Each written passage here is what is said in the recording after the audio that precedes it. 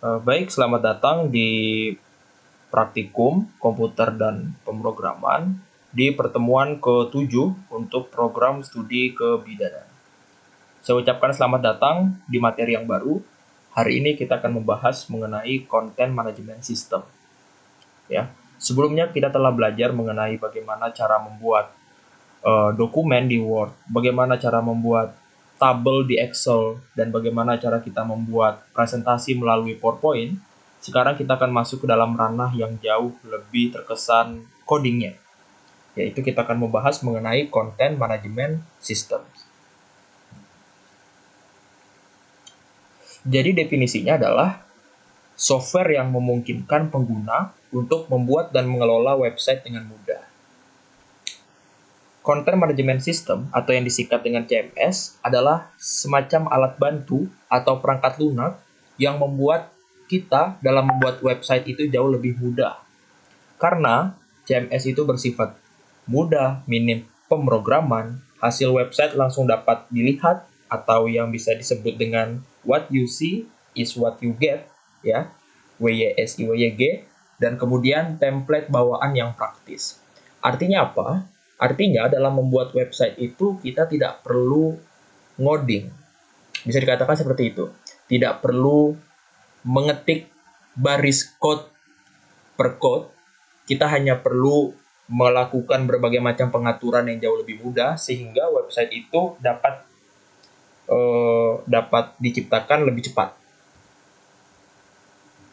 Kemudian tadi CMS itu mengusung konsep what you see is what you get. Artinya apa? Hasil website pada saat pembuatan sama dengan hasilnya tanpa perlu ragu terjadi error. Jadi ketika kita membuat website, walaupun itu masih dalam tahap rancangan, hasilnya itu dapat terlihat sama persis dengan apa yang kita pikirkan, dengan apa yang kita rancang. Jadi misalnya kita membuat rancangan seperti ini tampilannya, maka hasilnya pun seperti itu. Tidak seperti coding konvensional yang tentu terjadi errornya itu lebih besar. Terkadang kita bisa ngoding, kemudian hasilnya itu bisa berbeda daripada yang kita pikirkan. Tapi berbeda dengan konsep CMS, di dalam CMS kita mengusung konsep what you see is what you get.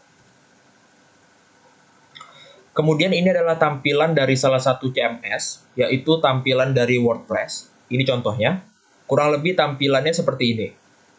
Jadi kita cuma perlu mempelajari bahasa Inggris sedikit karena tombol-tombolnya itu dalam berbahasa Inggris. Dan tentunya kalau kita artikan ke dalam bahasa Indonesia jauh lebih mudah.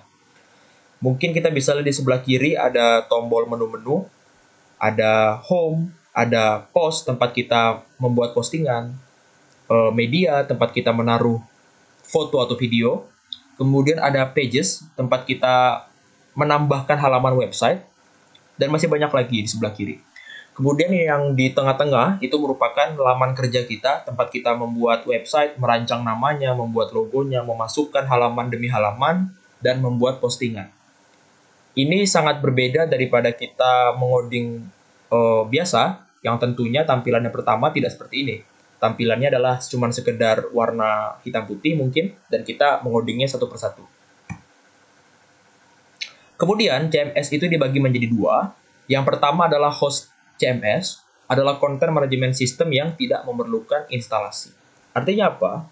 Artinya CMS itu tidak perlu kita install, tidak perlu kita masukkan ke dalam komputer. Contohnya WordPress. WordPress kita bisa akses melalui handphone, kita bisa akses melalui laptop, melalui Google, tanpa perlu kita install. Dan yang kedua, ada self-host CMS. Self-host CMS adalah CMS yang mengharuskan kita untuk menginstal dulu baru bisa menggunakan CMS tersebut. Ya. Kemudian fungsi CMS itu ada banyak. Yang pertama untuk landing page bisnis, toko online. Kalau misalnya rekan-rekan punya toko jualan online, kita bisa mempublikasikan jualan kita di dalam CMS, di dalam situs buatan kita sendiri. Kemudian yang ketiga, company profile. Itu semacam profil perusahaan. Kemudian yang keempat, ada blog, tempat kita menaruh postingan-postingan mengenai opini kita mungkin, atau informasi dan sebagainya. Selanjutnya forum, tempat kita bisa berdiskusi. Kemudian ada bisa menjadi e-learning, tempat kita untuk belajar, dan portal berita. Jadi CMS itu fungsinya banyak ya. Bisa digunakan untuk banyak sekali kebutuhan kita, dan tentunya memudahkan kita. Karena di samping mengodingnya pun atau membuat sistemnya lebih mudah, fungsinya pun sangat dibutuhkan. Kemudian CMS yang populer itu adalah WordPress, dan contohnya situs Unip ya, situs universitas kita, itu berbasis WordPress. Dan untuk berbasis WordPress pun, situs Unip cukup lengkap. Ada informasi mengenai profil, ada informasi mengenai fakultas, peraturan-peraturan, informasi beasiswa, dan sebagainya. Jadi situs Unip adalah contoh situs yang menggunakan CMS, yaitu WordPress. Kemudian sekarang kita bakalan praktek untuk bagaimana cara menggunakan WordPress. Jadi rekan-rekan silahkan klik ya situsnya https://wordpress.com/id.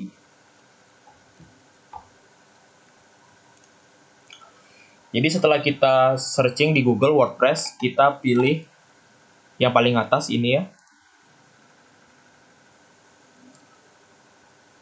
Kemudian rekan-rekan silakan ikuti saja langkah-langkah dari saya ya.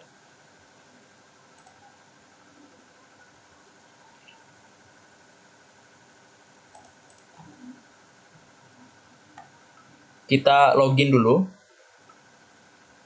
Bisa menggunakan akun Google, bisa menggunakan akun Apple, atau bisa masukkan sendiri manual ya emailnya. Saya masukkan lewat Google aja.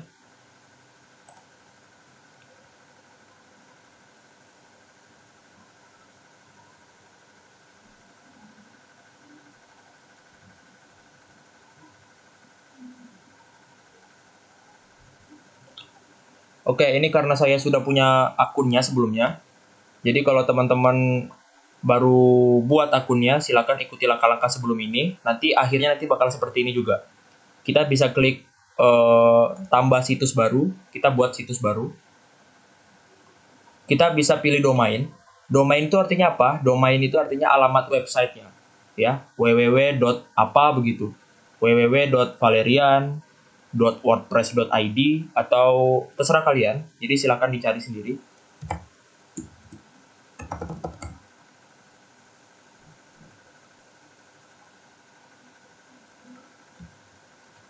Ini karena yang di atas ini berbayar ya, codings.id itu berbayar, kita gunakan yang gratis ya. Cari yang gratis. coding125.wordpress.com. Nggak apa-apa, untuk belajar dulu, kita pilih yang gratis. Ya, ini ada pilihan berlangganan, kita pilih yang gratis lagi. Ya, untuk belajar-belajar aja, kita pilih yang gratis.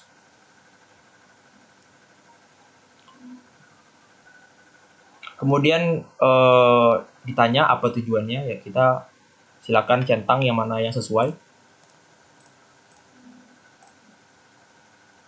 Pertama, beri nama blog Anda. Jadi blognya apa atau nama situsnya silakan ditulis situsnya apa. Misal My Diary. Ya, slogannya opsional. Lanjutkan. Ini dia ada pilihan untuk memulai postingan pertama atau menonton video. Ini teman-teman kalau mau belajar boleh nonton video dari sini. Atau bisa memilih desain website mana yang bagus. Tapi saya nggak bakalan pilih tiga-tiganya. Saya pilih lewati dan buka dashboard ya, pojok kanan atas.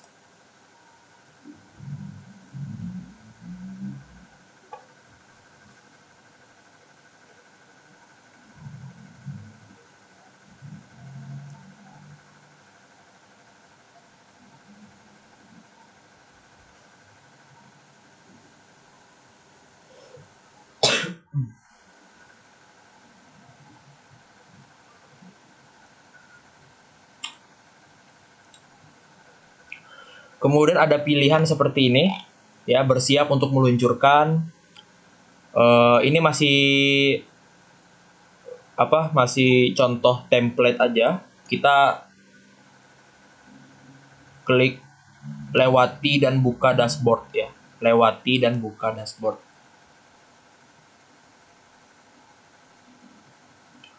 Oke, ini tampilan yang sama persis seperti yang saya jelaskan tadi di PowerPoint.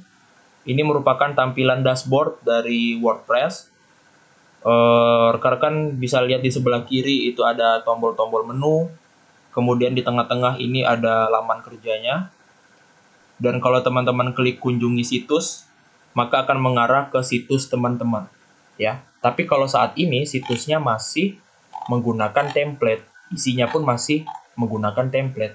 Kita akan ubah situs ini sesuai dengan yang kita mau. Jadi kita mundur lagi, lewati dan buka dashboard. Kita masuk ke dashboardnya lagi. Kita coba cek-cek dulu fitur-fiturnya.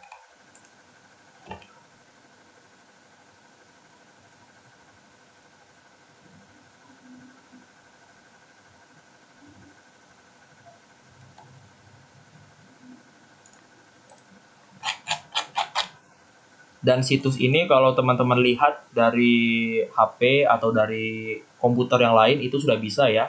Ini sudah diluncurkan jadi bisa dilihat secara langsung. Oke, kita balik ke beranda. Kita lihat di sebelah kiri ada berbagai macam menu. Kita coba pilih laman ya, laman. Kita klik. Di sini merupakan tempat kita menambah halaman baru atau mengatur desain dari halaman-halaman yang telah kita buat. Yang pertama itu ada halaman awal. Halaman awal ini merupakan halaman yang pertama kali dibuka ketika kita masuk ke dalam situs kita. Ya, coba kita klik halaman awalnya.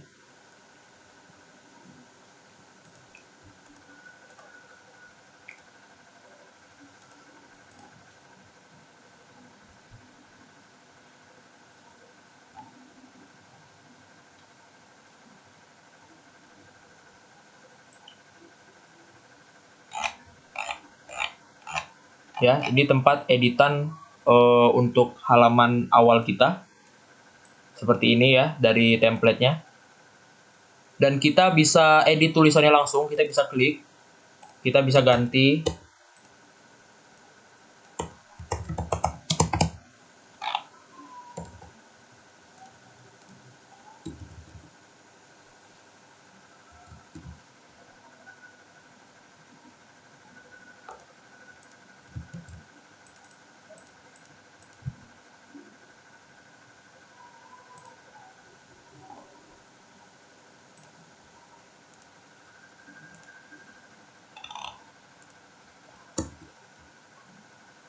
Oh, ini di postingan ya. Ini sebentar.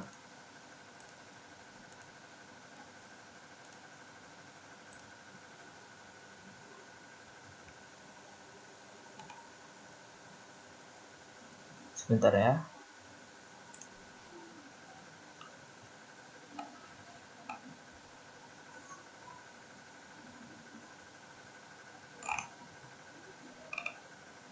Di sini ada banyak template di menu tampilan. Karena tadi template yang kita pakai itu template yang diary yang masih terlalu monoton, kita bisa ganti. Silakan pilih template yang tulisannya gratis ya. Karena yang gratis nggak perlu bayar. Kalau yang lain itu kita harus bayar dulu. Misalnya saya pilih yang ini.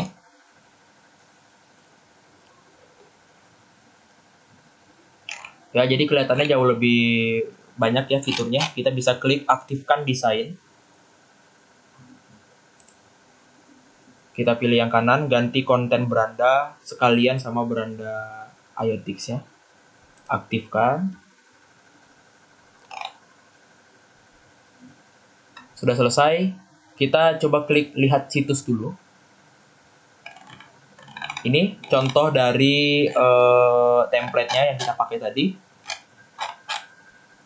Kemudian kita bisa klik di kanan bawah sunting situs, artinya kita edit situsnya.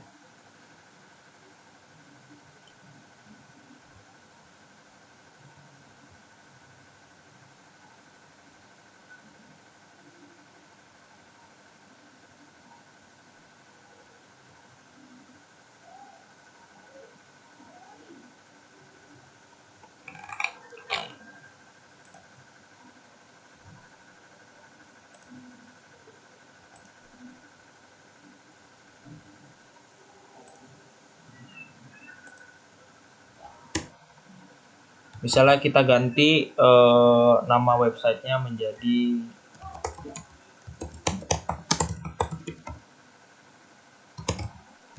apa ya?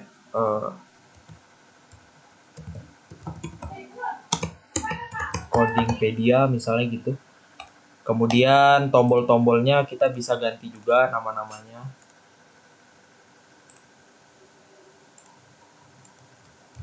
About menjadi tentang, kemudian kontak menjadi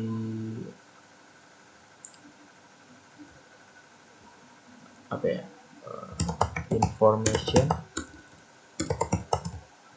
Ini dicontohin aja ya, kayak situs-situs terkenal, kurang lebih ikutin aja urutannya gitu. FAQ misalnya, dan di sebelah kanan ini misalnya kita nggak usah pakai ini aja ya.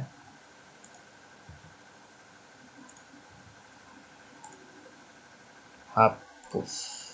Oke. Kita bisa ganti coding itu menyenangkan, semudah mengedipkan mata. Next. Okay.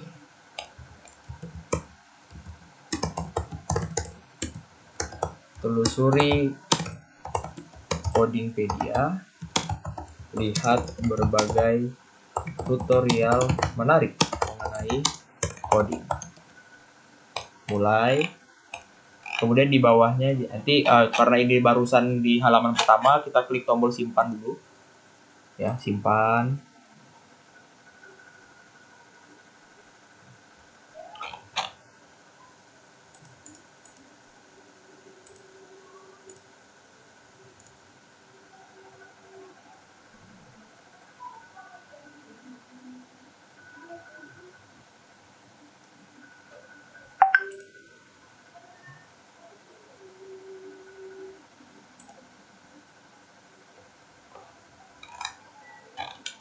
Misalnya di bawahnya kita mau ganti.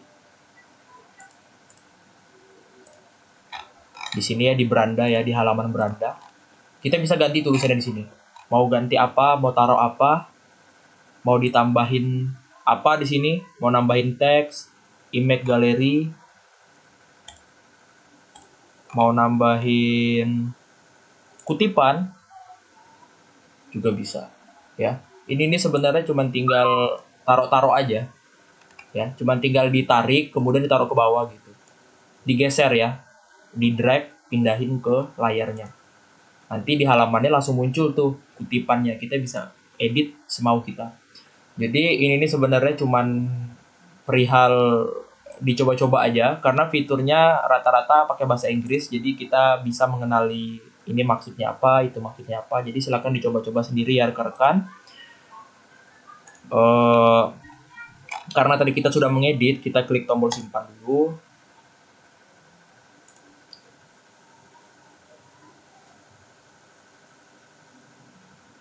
Setelah itu kita kembali ke beranda.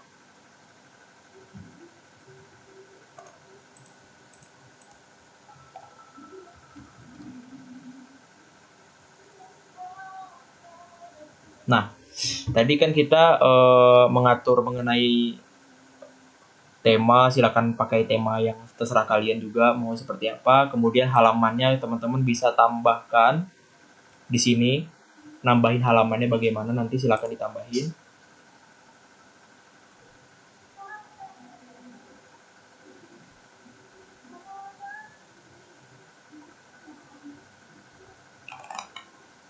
Tuh, waktu kita menambah halaman kosong pun kita ada template-nya, mau menambahkan halaman yang seperti apa di sebelah kiri. Jadi silahkan dipilih aja nanti halamannya ya. Ini halaman kosong. Dan cara untuk menghubungkan antara halaman yang baru saja ditambahkan dengan halaman yang lain itu... balik situ lagi. Dia di sini. Ya, di halaman awal itu silakan disunting. Nanti silakan teman-teman tambahkan linknya atau alamat halaman itu ke dalam halaman utama ini. Jadi dia punya navigasi di sini kan, dan kita bisa mendesain navigasinya. Ada tentang, ada information, ada FAQ. Ini nanti bisa diatur sesuai dengan jumlah halaman yang teman-teman punya. Jadi teman-teman silakan tambah-tambahin dulu halamannya.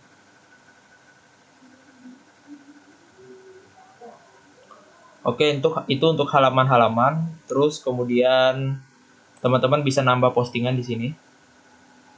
Ya, postingan itu nanti bakalan ditampilkan di website teman-teman. Jadi silakan dipelajari aja menu-menu di sebelah kiri ini. Kurang lebih seperti itu. Kalau kita ingin melihat situs kita, bisa dengan mengklik tombol kunjungi situs. Nah, ini alamat saya, coding125.wordpress.com. Nanti teman-teman silakan buat domain sendiri, dan alamatnya nanti disimpan. Jadi teman-teman bisa buka dari HP atau bisa buka dari komputer yang lain. Oke, mungkin seperti itu aja penjelasan dari saya mengenai cara menggunakan WordPress, bagaimana cara membuat akunnya, dan cara mengoperasikan dasar-dasar fitur dari WordPress. Nanti kalau ada pertanyaan, silakan tanyakan aja dari WhatsApp saya ya, dari pribadi, atau mungkin teman-teman bisa baca atau tonton literasi-literasi yang ada di luar sana yang jauh lebih lengkap untuk menambah pengetahuan teman-teman mengenai cara menggunakan WordPress ini. Oke, itu aja ya untuk praktikum dari WordPress. Setelah ini saya ingin menjelaskan mengenai tugas besar. Jadi karena kita sekarang sudah sampai di pertemuan ke-7, berarti pertemuan yang terakhir itu adalah saatnya kita untuk mempresentasikan tugas besar. Jadi untuk saat ini silakan teman-teman bagi kelasnya menjadi 5 kelompok dan usahakan merata ya antara yang sedang dinas dan yang belum dinas. Jadi artinya apa? Supaya nanti kalau misalnya presentasi yang sedang dinas mampu ditutupi oleh yang belum dinas. Jangan sampai dalam satu kelompok itu isinya semua orang yang sedang dinas. Takutnya nanti giliran dia presentasi orangnya lagi belum bisa karena sedang dinas, ya. Itu silakan diatur. Kemudian setiap kelompok membuat tugas besar yang berkaitan dengan program studi. Jadi karena program studi teman-teman kebidanan, berarti silakan buat website bertemakan kesehatan. Silakan bebas. Mau belajar mengenal golongan darah, mau belajar macam-macam ukuran jarum suntik, itu silahkan. Dan menggunakan WordPress ya. Yang tadi kita pelajari, silakan didalamin. Waktunya panjang selama 2 minggu, jadi waktunya itu silakan dimanfaatkan. Mungkin bisa hari ini baca-baca dulu literasi, lusa silakan baca-baca literasi. Nanti kalau dirasa sudah cukup, silakan kerjakan tugas besarnya. Deadline laporannya 3 hari sebelum pertemuan terakhir. Berarti apa? 2 minggu dari sekarang, sebelum hari Senin, berarti 3 hari sebelum hari Seninnya, silakan kumpulkan laporan, karena itu hari terakhir pengumpulan laporan. Tugas besarnya berbentuk laporan dan presentasi, jadi silakan buat laporannya, sekaligus buat PowerPoint-nya. Nanti di pertemuan terakhir, teman-teman akan mempresentasikan hasil dari website yang teman-teman buat. Formatnya ini silahkan dipahami ya, dibaca aja. Nanti kalau ada pertanyaan silahkan perwakilan nanti hubungi saya. Jadi margin berubah dan pokoknya ikuti saja format ini. Memang sedikit berbeda daripada format laporan yang kemarin-kemarin. Untuk lembar pengesahan nanti saya kasih contohnya ke Classroom ya.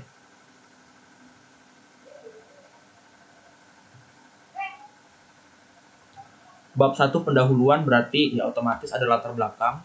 Latar belakang itu berarti apa sebabnya teman-teman mengambil judul website-nya seperti itu, mengapa teman-teman membuatnya seperti itu, cari penyebabnya. Kemudian rumuskan masalah. bagaimana cara membuat websitenya. Kemudian batasan masalah, dibatasi masalahnya. Masalah itu mungkin hanya membuat website untuk kalangan mahasiswa kebidanan atau bagaimana gitu. Tujuannya apa membuat itu? Kemudian sistematika penulisannya bagaimana? Bab 1 berisi apa? Bab 2 berisi apa? Bab 3 berisi apa? Ditaruh di situ. Kemudian bab 2 landasan teori itu kumpulan tinjauan pustaka. Jadi teman-teman silakan baca. Ini mirip kayak landasan teori kita di praktikum ya. Bedanya kita buat dalam satu bab khusus. Jadi lengkap. Teman-teman sedang mengambil materi tentang golongan darah, cari literatur golongan darah, ditaruh di situ, di landasan teori. Oke? Bab 3 adalah tempat meletakkan hasilnya. Jadi teman-teman silakan screenshot pekerjaan teman-teman, hasilnya nanti bagaimana, di screenshot, kemudian dijelaskan itu halaman apa, nama websitenya apa, begitu. Kemudian bab 4 ya cukup jelas ya, berisi tentang kesimpulan dan saran. Kemudian daftar pustaka dan lampiran, laporan dijilid dengan warna fakultas. Halaman depan sama halaman belakangnya sama-sama pakai kertas kambil, digabung ya. Ini contoh cover tugas besar dan kata pengantar. Dilihat. Ini contoh lembar persetujuan. Seperti ini. Disetujui oleh asisten dosen. Nanti kita lihat berapa asisten dosen yang hadir. Kita lihat. Kalau saya sendiri berarti 1, kalau ada 4, nanti kita tulis 4. Daftar isinya bukan hanya sekedar daftar isi, tapi daftar gambar juga. Jadi gambarnya mengikuti bab. Misalnya gambar itu ada di bab 2, berarti gambar 2.1. Ya, itu dasar lah ya, udah paham lah ya. Kemudian daftar tabel seperti itu. Bab 1 pendahuluan ya, begitu ya. Silakan buat mukadimah yang bagus. Ya, ini contoh cara menaruh gambar. Seperti biasa digarisin, pakai keterangan gambar, dan seterusnya, dan seterusnya. Kalau tabel, keterangannya di atas. Kalau gambar, keterangannya di bawah. Ini daftar pustaka. Dan formatnya, bukan formatnya, ini sistematika seharusnya. Jadi sebelum teman-teman presentasi selama 2 minggu, kita buka bimbingan kelompok hari apapun terserah, minimal 3 kali, karena saya bakal mencatat itu sebagai keaktifan ya. Jadi kalau teman-teman bimbingan kelompoknya kurang, ya berarti nilai individunya juga kurang gitu. Laporan tidak perlu dijilid selama bimbingan, tapi ketika presentasi silakan dijilid. Jadi harapannya kalau teman-teman bimbingan terus dan tidak kurang, bahkan lebih, nanti waktu presentasi teman-teman nggak perlu revisi laporan lagi karena sudah benar gitu. Laporan asli diberikan kepada asisten dosen waktu presentasi. Laporan salinan kalian pegang. Presentasi pakai waktu 7 menit, tanya jawab 3 menit. Pakaian presentasi formal ya. Baju atasan putih, bawahan hitam. Itu silakan disesuaikan. Oke, seperti itu aja pertemuan kita kali ini. Pertemuan kali ini kita nggak punya laporan praktikum ya, jadi silakan bentuk kelompoknya, pelajari selama 2 minggu ini. Kita bertemu lagi 2 minggu ke depan. Saya tutup, terima kasih. Wassalamualaikum warahmatullahi wabarakatuh.